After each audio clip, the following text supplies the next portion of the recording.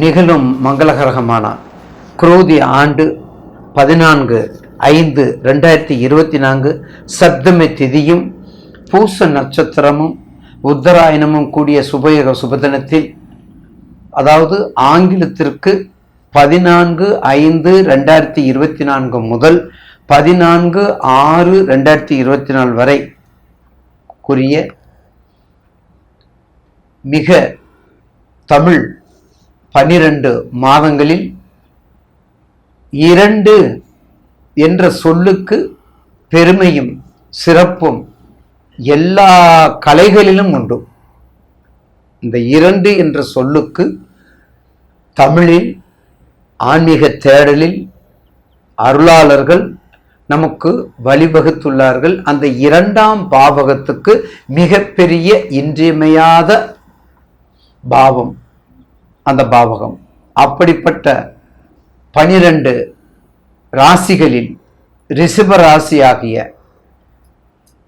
ரிஷப ராசிக்கு தமிழ் 12, தமிழில் முதல் மாதம் சித்திரை, 2வது மாதமாக வைகாசி, 2வது மாதம் வைகாசி மாதம் இந்த 14/5/2024 பிறக்கின்றது. தமிழ் மாதம் வைகாசி, ஜோதிடத்துறையில் ரிஷபராசி. 12 மாதத்திற்கும் 12 ராசி. அதில் உச்சம் ஆட்சி எல்லாமே இருக்குது, உங்களுக்கு தெரியும். நேயர் பெருமக்கள், தமிழ் ஜோதிடம் நிர்வாகத்திற்கும் எனது வாழ்க்கையை, எனது ஊக்கத்தை, எனக்கு ஊக்கத்தையும் ஆக்கத்தையும் நம்பிக்கையையும் மிக தெளிவான ஆற்றலையும் கொடுக்கின்ற என் கண்மணிகளாகிய நேயர் பெருமக்களினுடைய பாதத்தை தொட்டு வணங்குகின்றேன். அடுத்து நாம் காண இருப்பது ரிஷபராசி. குற்றங்களை மன்னிப்பதிலும் குறைகளை மறப்பதிலும் நம் குணம், குற்றங்களை மன்னிப்பதிலும் குறைகளை மறைப்பதிலும் நற்குணம் கொண்ட ரிஷபராசினர்கள்.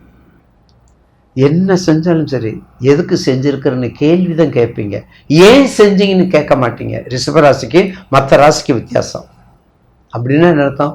பொறுமையா நின்று நிதானமா செயல்படக்கூடிய நேயர் பெருமக்கள். அப்ப ரிஷபராசி நேயர்களுக்கு என்னாச்சு? உங்களுடைய ராசிக்கு தான் ஸ்தான பலம் பெற்று குரு வந்துட்டார். ஸ்தான பலம் பெற்று குரு வந்துட்டாரு. அப்ப ஸ்தான பலம் பெற்று குரு வரும்போது உங்க வீட்டுல யார் யார் இருக்கிறா? என்ன, உங்கால 6ஆம் தேதி வர்றாரு, உங்க ராசி சுக்கிரன் வந்துடுறாரு. அதோட சூரியன் குருவும் நட்பு பெற்ற கிரகங்கள் 2 பேர் இருக்காங்க. அப்ப 2 பேருமே குருவுக்கு ஆகாதவங்க தான். சுக்கிரனுக்கு ஆகாதவங்க. சூரியனும் சுக்கிரனுக்கு ஆகாது, குருவும் சுக்கிரனுக்கு ஆகாது. அப்ப கையை கட்டிப்பட்ட வாக்குல இருக்க வேண்டியதான். அப்ப கையை கட்டிப்பட்ட வாக்குல இருந்தாலும் ரிஷபராசி நேயர்களுக்கு அந்த பாவக தன்மையை குறைக்க கூடாது.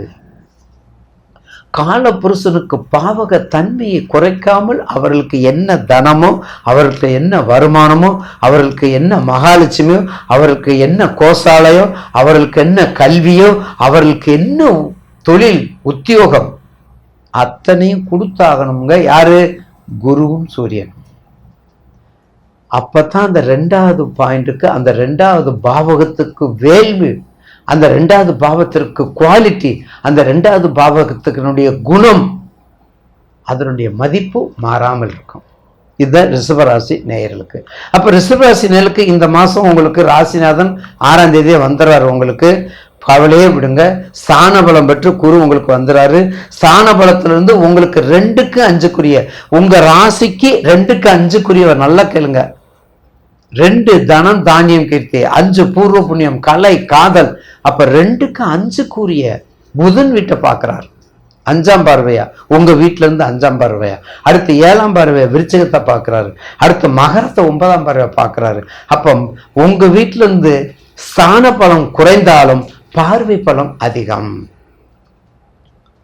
இன்னொரு பலமும் முக்கியமா அவருக்கு இருக்குது, சார பலமும் இருக்குது. சாரபலம் நான் ஏற்கனவே குரு பயிற்சியில சொல்லியிருக்கிறேன்.